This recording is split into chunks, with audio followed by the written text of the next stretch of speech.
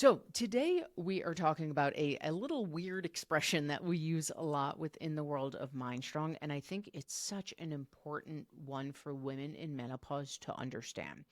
Something we say a lot is that your body's always talking to you, whether it's what you want to hear or not.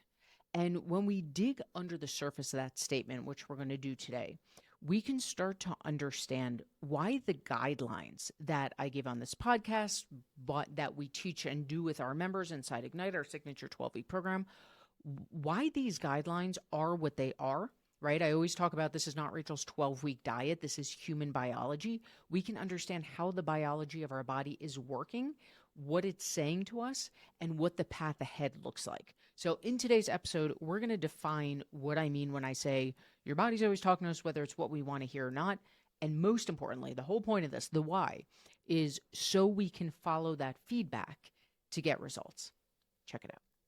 In the intro, you heard me say that, one of my favorite expressions is math is always going to math, science is always going to science, and biology is always going to biology. That's when people say, Rachel, what's your success rate? That's always my cheeky answer is, what's the success rate of biology? Because we haven't seen the results that we have over the past decade because I invented Rachel's magical 12-week diet. My superpower is educating. And what I teach, what we teach now at MindStrong, is welcome to a menopausal body. The old rules of our 20s, 30s, early 40s, they don't work anymore. Here's the new tool bag according to your biology. Now, with that tool bag according to biology means learning to listen as your body's communicating with you. So as promised in the intro, we're going to define what that means.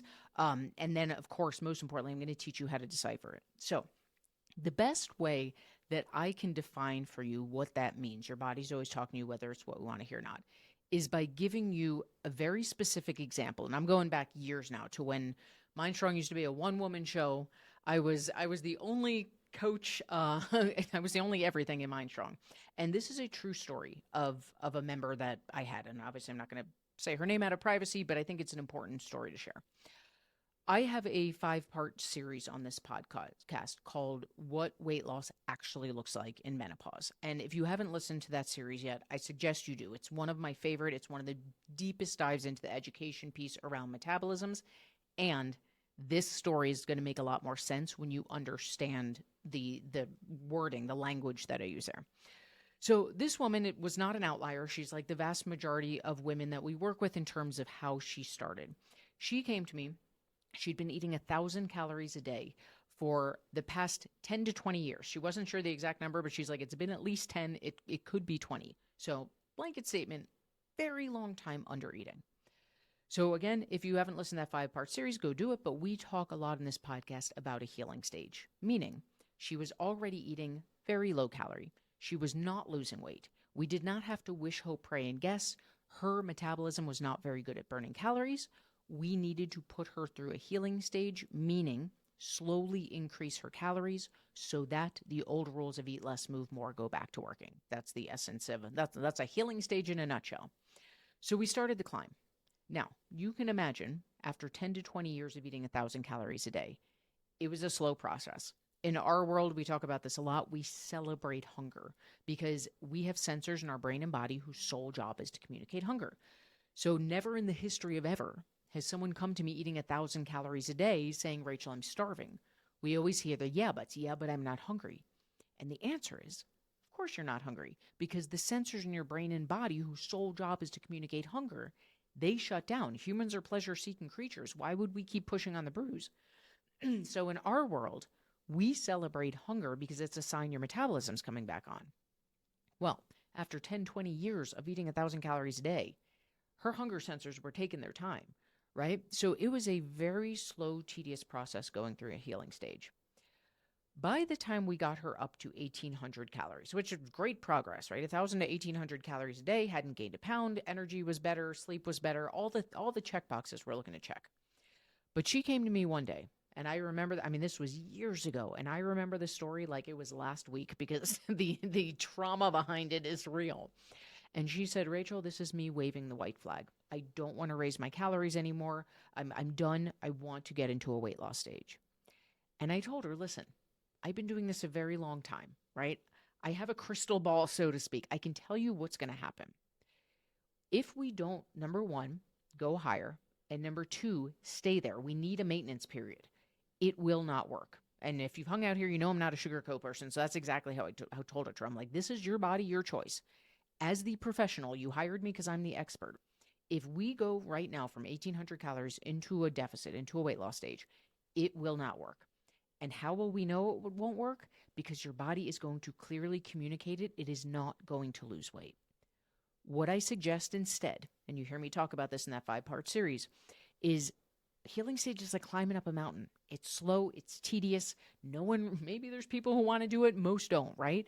So if we're getting tired, if we're getting frustrated, if we're getting sick of this whole process, it makes a lot more sense to set up camp and take a little break than to roll down the mountain knowing that the only way to the top is to start over, right? Why would we start over? Let's just chill here for a little bit and keep the climb. Real quickly, before we keep going in this episode, we are talking a lot about metabolisms in menopause in today's episode. So I want to offer you a chance to deepen your knowledge.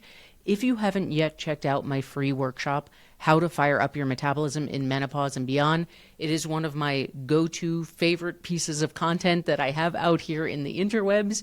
You can use the link in the show notes below or go to mindstrongfitness.com and you'll get a cute little pop-up that'll get you straight into the workshop. Now, let's get back to the show. And she, hard no, absolutely not, put me in a weight loss stage. I don't care. Let's go. So we did. And to this day, it is a whole body visceral reaction telling that story because her body clearly communicated that the trust was not there. Her body did not, yes, she did a lot better. She'd gone from 1,800 calories, but we're talking about 10 to 20 years of under eating. We're talking about skipping an entire maintenance stage that tells her body, this is who I am and what I do now. We didn't go high enough. We didn't stay there long enough. It was not ready. So how did her body communicate? It didn't lose weight. And unless she was going to go on a drug, right? Unless she was going to go on a GLP-1, there was no other option but to flip it, reverse it, and go back into the climb. Something I talk a lot about with our Ignite members is I am not a gambler. I am someone, if I'm going to do something, if I'm going to put my time, my money, my energy, my focus on something, I want to know that I am doing everything I can to ensure it works, which is why I am always a fan of healing stages taking a little longer. Let's push a little higher. Let's stay at maintenance a little longer. Because on the other side, here's the whole point of this story. On the other side, our body is always going to communicate with us, whether it's what we want to hear or not.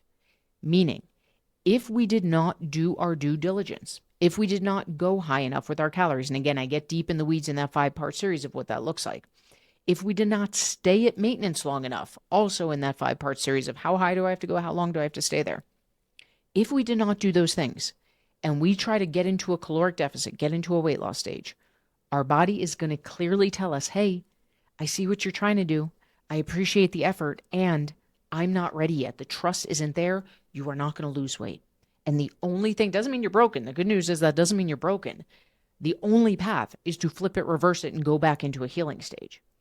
So for me, as someone who's not a gambler, I'm always going to err on the side of let's go a little higher. Let's stay there, especially that's the most important part is let's stay there a little longer so that when it's time for the weight loss stage, our body communicates the other way. Our body says, I see you. I like to think if you gave me all my Christmas presents and you ripped them away, right? Like you made me believe this is who I am and what I did and higher calories.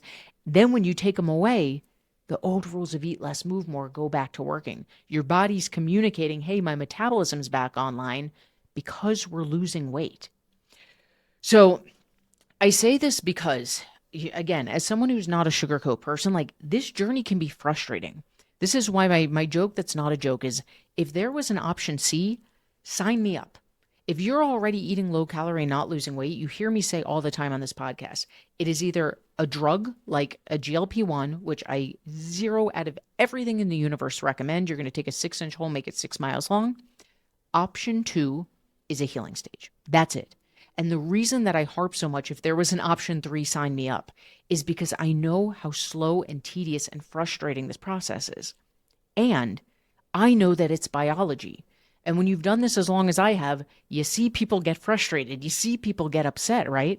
And part of our job as coaches is, of course, holding space and validating. Of course, it's frustrating. Those feelings are real. And our body is always talking to us, whether it's what we want to hear or not.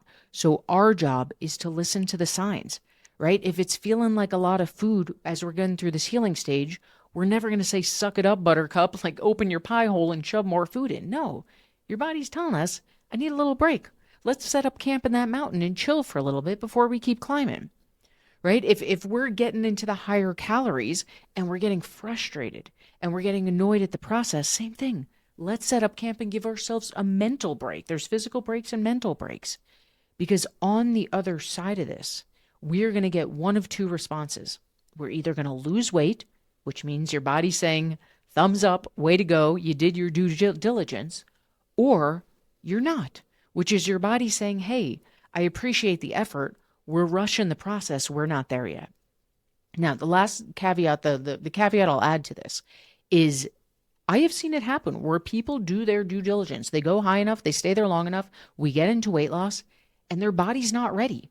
And that's why when I say as coaches, part of our job is holding space and validating and gearing the conversation back to the biology part of this, right? You can do your due diligence, but the one thing right now, and I pray this changes in the next 10 years. I have no idea if someone's working on this or not. If not, steal my idea and go work on this if you're a scientist.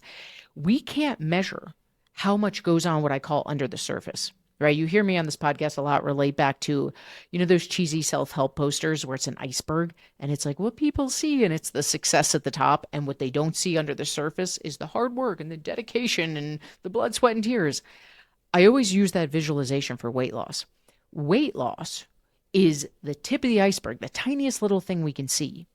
What right now science can't measure, and please somebody steal this idea and go figure out a device that measures it, is what went on under the surface. How many years of yo-yo dieting? Have you been cutting carbs for 10 years, or have you never thought about this stuff until menopause, right? Have you been eating 1,000 calories a day for the last 20 years? Or were you eating like 1,700, 1,800, and then when menopause hit, it just stopped working? We can't measure how much has gone under the surface. So I say all that to say, there are times, it's rare, but it happens, that people do their due diligence. They climb up to higher maintenance. They stay there for, we always recommend a minimum of 3 months, and they get in a deficit, and it's slow moving, or it's not moving at all. And man, oh man, is that frustrating for all of us. And your body is communicating whether it's what we want to hear or not, right? The good news in situations like that, if you have done your due diligence, is it's not usually as long of a journey. We just got to flip it reverse and go back to maintenance for a bit longer, and then your body will respond. So I say all of that to say, I'm using the expression a lot because I want to drill it into our heads, because one of the biggest stumbling blocks that I see in over a decade, I've had MindStrong for almost a decade, I've been in this industry over a decade. What I see time and time again is that women give up because they don't believe it's working. And the thing you hear me come back to a lot is biology is always going to biology. What we have to do is change our focus away from black or white, yes or no. Is it working? Is it not working? This is why I talk so much about leaning into the power of curiosity, right? Interesting. All right. Okay. I thought I raised my calories high enough. I thought they stayed in maintenance long enough. When I got into that weight loss stage, it wasn't there. So, okay, it's frustrating. I'm not suppressing my feelings. And what my body is communicating with me is that I need a bit more time at maintenance. Maybe this time, right, here's the power of curiosity. Maybe this time I can think of the maintenance period as the runway to success and weight loss. I hear Rachel say that a lot. So maybe my focus when I go back to maintenance this time is on food choices. Can I raise my fiber intake? Can I focus on antioxidant-rich foods? Can I get in some more omega-3s? All the things that are going to support that weight loss stage. My body is telling me, number one, I need a little more time at maintenance. And number two, I wonder if I can dig a little deeper this time for a more successful weight loss on the other side. It doesn't mean it's not frustrating. It doesn't mean it's not slow and tedious. And we can hang our hat on the fact that our biology is always going to biology. Our body is telling us what it needs, what our job is. And this is so much easier said than done, but it is capital T truth. What our job is, to the best of our ability, is to buckle in our patience belt, right? Go through our checklist of, am I doing all the things that my body is asking for? Because I've learned this skill of nutrition. I've learned how to master these menopausal symptoms, all the things that we teach here at MindStrong. Have I gone through my checklist that I'm doing the best that I can? And number three, am I zooming out? Am I paying attention to my body's cues? Am I giving it the time and consistency that it needs? And if so, it is just a matter of a bit more time and consistency, because biology is always going to biology. And on the other side of it will come weight loss.